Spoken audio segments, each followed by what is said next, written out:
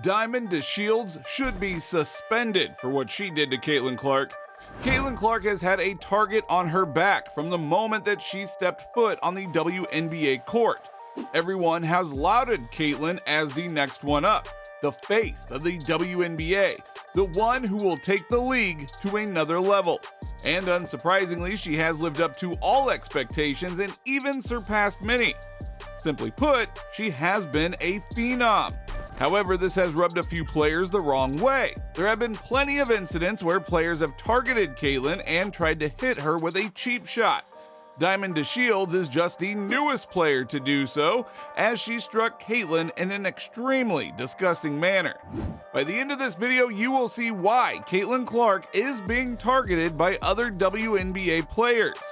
Recently, the Indiana Fever took on the Chicago Sky. Now, this was a highly anticipated matchup because of the rookie race between Caitlin Clark and Angel Reese. In some ways, whoever won this game would propel themselves head and shoulders above their competition. But if you ask anyone knowledgeable, Caitlin was already miles ahead. But there are a few media members who have successfully created a narrative that Angel deserved the award over Caitlin. Ultimately, this back and forth just set up an epic showdown between the two rookie stars and their teams, but only one of them got the last laugh. Caitlin Clark scored a career-high 31 points to lift the Indiana Fever past Angel Reese and the Chicago Sky 100-81. Caitlin hit 5 three-pointers and dished out 12 assists to become the first rookie in WNBA history to score at least 30 points and 10 assists in a single game. She improved her head-to-head record against Reese in the WNBA to 3-1. Caitlin Clark only needs 6 more points to surpass Tamika Catchings for the most points scored by a rookie in franchise history. It is safe to say that she will be getting that record too. However, one thing that took away from this epic performance was DeShields' dirty hit on Caitlin.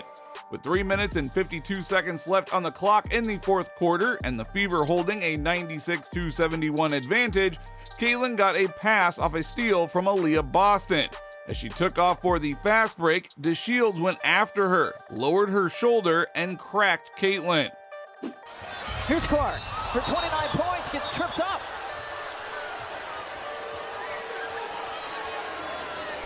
I want to welcome in our Ion audience who are watching Minnesota and Dallas.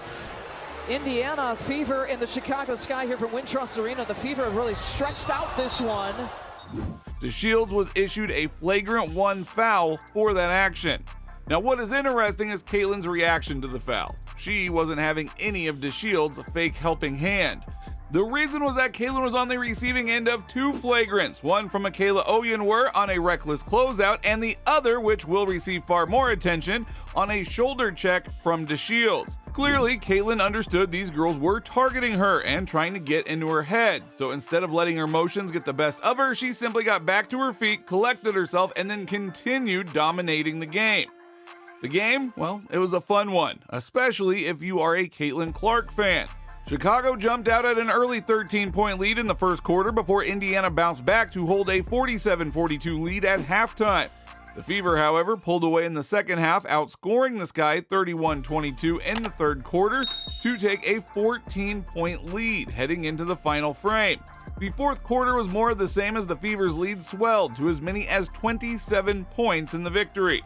But still, that dirty hit from DeShields has dominated the headline since the game ended. One reason is this is not the first time that Caitlin has been targeted, especially by a Chicago Sky player. She had a nasty run-in with Kennedy Carter, who took a cheap shot at Caitlin when she wasn't looking. Kennedy Carter seemingly shoulder tackled her for, well, no good reason. A foul which was called. The question is, will they call it unnecessary? Kennedy Carter, they called it away from the ball foul because it happened prior to the inbound. So then anybody can shoot the free throw. Afterward, Kennedy refused to make any comments about Caitlin. This incident was so bad that you had guys like Shannon Sharp calling out the WNBA players for targeting Caitlin. That's not basketball. Angel Reese getting tangled up? Yeah. Angel Reese trying to block her out and she hip checks it to the ground? Yes, That's sir. basketball. That's bull jive. That's bush league. Yeah. Now, you woman enough to check the woman and she ain't got the ball, but you ain't woman enough to answer questions? In the NBA, players also get targeted, but it's in a more friendlier manner. For example, a lot of young rookies want to dunk on LeBron James because that would be an awesome highlight clip for them. Or when Wemby came into the league, everyone wanted to dunk on him because it would have been great. But no one really goes out of their way to harm or injure another player. It has been so strange to see the women's reaction toward Caitlin, who seems to be simply playing the game and not doing anything extra. Now, what is weird is that another Sky player, Angel Reese, also had a nasty incident with Caitlin in one of their games. Reese was coming from behind, while teammate Isabel Harrison was also going for the ball. The former LSU star seemed to attempt a block but hit Clark's head instead. Officials originally called it a personal foul, and after a review, they upgraded it to a flagrant 1. Now, this type of thing does happen a lot in basketball because it is a physical sport. However, with it being Caitlin, many believe that Angel crossed the line and did it on purpose. Reese, on the other hand, believes that she did nothing wrong. The flagrant. Did you feel like The that? basketball play. Yeah. You feel like that was the appropriate call, or? It's a basketball play. I can't control the refs. They affected the game obviously a lot tonight. So But it did look innocent, like you were going for the ball. I mean, I'm always going for the ball, but y'all gonna play that clip 20 times before Monday? In her post-game interview, you could tell she was frustrated by the way the media portrayed Caitlin. On top of that, she really had an issue with the referees who seemed to be favoring Caitlin. But in reality, it has been the opposite. There have been plenty of occasions where Caitlin has expressed her frustrations over how she has been officiated. One big one that comes to mind is when her squad took on the Phoenix Mercury. After the refs missed a blatant kickball, Caitlin could only hold her head in her hands and yell, "Wake up," toward the nearest referee. And if you're good at lip reading, then you would have easily deciphered her saying, "That's so bad," or "You're so bad."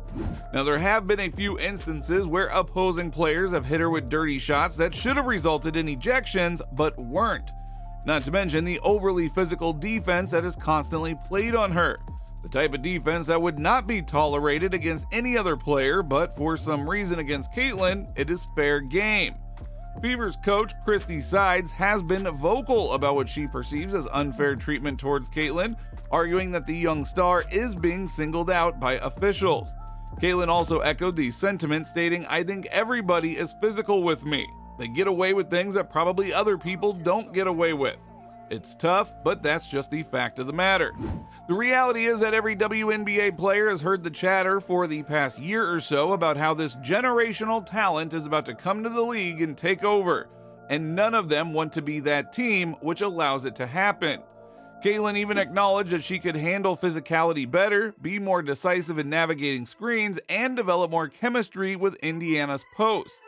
But she seems to be taking it on the chin and welcoming the challenge. Yeah, I think everybody's physical with me. They get away with things that, probably other people don't get away with. And it's tough, but that's just the fact of the matter. Is like, this is a very physical game. But yeah, I mean, you're going to get pressure. That's just professional basketball. So I think it is what it is, honestly. Is that something that you expected going into the league? You said that. Yeah, absolutely. Yeah. Now, with 3 weeks left in the regular season, Friday's win moves Indiana to a 16-16 on the season and 6th place in the standings. The turnaround to becoming a playoff contender is impressive, considering the Fever opened the season with a 3-10 record, which was the second worst in the league over that span. Now, one reason for this turnaround has been the fact that Caitlin had time to adjust to the WNBA. Before, she basically went from college straight to the league and had one of the toughest schedules. The odds were stacked against her.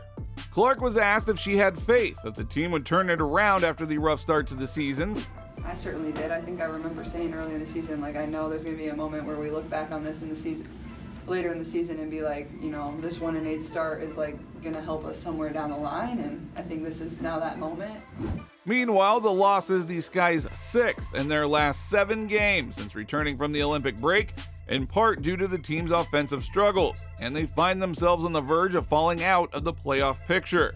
Chicago sits in 8th place in the standings with an 11-20 record, 1 game ahead of the Atlanta Dream for the final playoff spot. So maybe Chicago players should stop trying to injure others and actually try to win some games.